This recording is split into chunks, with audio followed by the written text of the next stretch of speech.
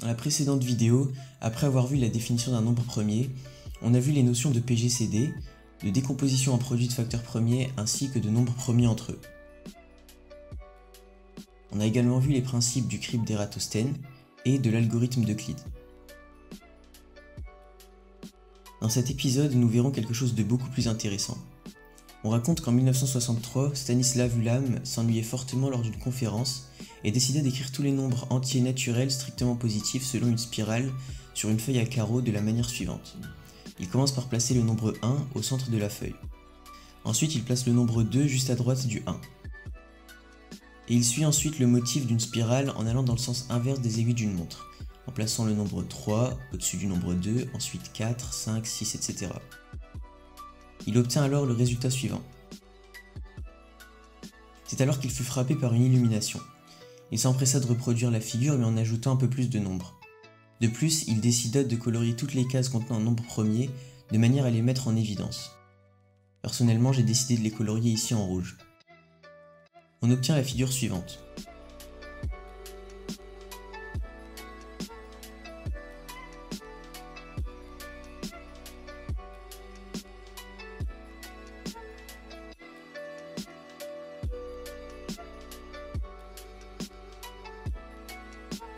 On remarque alors que les cases rouges sont parfois alignées sur une même droite. Si ce n'est pas encore flagrant, on peut reproduire la figure mais avec beaucoup plus de cases, par exemple 40 000 cases. On peut alors clairement distinguer l'alignement de certaines cases rouges qui forment des droites parallèles et perpendiculaires. Par exemple, on peut tracer la droite suivante. Si on prend une case aléatoire par laquelle passe cette droite, il y a plus de chances que la case abrite un nombre premier qu'un nombre composé. Pourtant, on sait que les nombres premiers sont moins nombreux que les nombres composés. Ça veut donc dire qu'on a une méthode relativement précise pour trouver des nombres premiers. En fait, il suffirait de prendre un point au hasard sur les droites remarquables, et logiquement, il devrait être premier. Essayons par exemple de trouver un nombre premier supérieur à 100 000. On commence donc par choisir une droite sur laquelle se trouvent beaucoup de nombres premiers, et on prend un point de cette droite assez éloigné du centre du carré pour qu'il abrite un nombre supérieur à 100 000. Redessinons la figure en plus petit pour pouvoir lire les nombres qui sont placés dans les cases.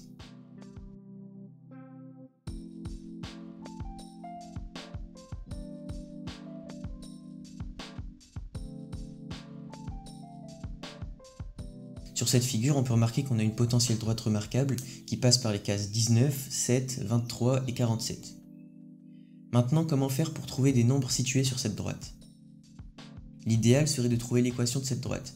En fait, cette droite n'est rien d'autre qu'une suite de nombres. On peut donc essayer de calculer le terme général de la suite de nombres, dont les premiers termes sont 7, 23, 47, etc. Et on calcule ensuite un terme assez lointain de cette suite pour qu'il soit supérieur à 10 000. Mais comment faire pour calculer le terme général de cette suite? Supposons qu'il soit de la forme un égale an carré plus bn plus c, c'est-à-dire un polynôme de degré 2. On a déjà que u0 égale 7, puisque c'est le terme initial de la suite, ce qui signifie que u0 est égal à c, et donc que c est égal à 7. On a ensuite u1 égale 23. On a donc u1 égale a plus b plus c égale 23. Or c égale 7, on a donc a plus b égale 23 moins 7, ce qui vaut 16. On a donc a plus b qui est égal à 16. Enfin, on utilise que u2 est égal à 47 pour trouver la dernière équation du système. On a u2 égale 4a plus 2b plus c égale 47. 4a plus 2b est égal à 47 moins 7, c'est-à-dire 40. On soustrait alors deux fois la deuxième équation à la troisième, et on trouve 4a plus 2b moins 2a plus 2b, ce qui est égal à 2a. On a donc que 2a est égal à 40 moins 2 fois 16, ce qui vaut 40 moins 32, c'est-à-dire 8. On en déduit que 2a égale 8, et donc que a égale 4. On a donc a égale 4 et c égale 7. On peut maintenant trouver b avec la deuxième équation. On a a plus b égale 16, ce qui est équivalent à b égale 16 moins a, c'est-à-dire 16 moins 4 égale 12. Le terme général de notre suite vaut donc un égale 4n carré plus 12n plus 7. On a donc maintenant la valeur de tous les nombres par laquelle passe la droite. On n'a plus qu'à remplacer l'indice n par un grand nombre, disons 500, et on calcule ensuite u de 500, qui vaut 4 fois 250 000 plus 6 000 plus 7, ce qui vaut 1 60007. Il y a alors de grandes chances que 1 6007 soit un nombre premier, puisqu'il se situe sur une droite remarquable. Bien sûr, rien ne nous garantit que cela marchera toujours. Peut-être que la droite remarquable n'est en fait pas une droite remarquable, mais simplement un segment remarquable et qu'il n'y a plus de nombre premier sur la droite si on s'éloigne trop du centre. Mais pourquoi ce genre de droites apparaissent?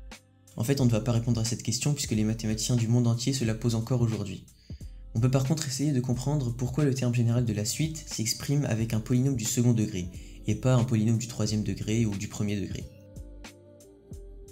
En fait, toutes les droites de la figure peuvent être décrites par un polynôme du second degré, et quand je dis toutes les droites, je parle bien de toutes les droites, c'est-à-dire qu'elles passent par des nombres premiers ou pas, peu importe.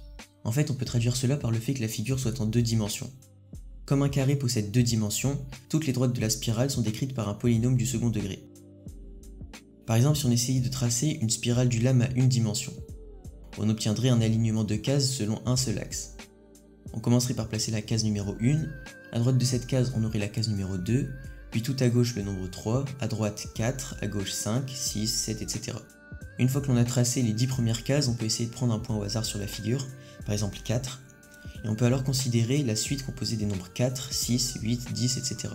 C'est-à-dire la suite qui commence par 4 et qui va vers la droite de la spirale.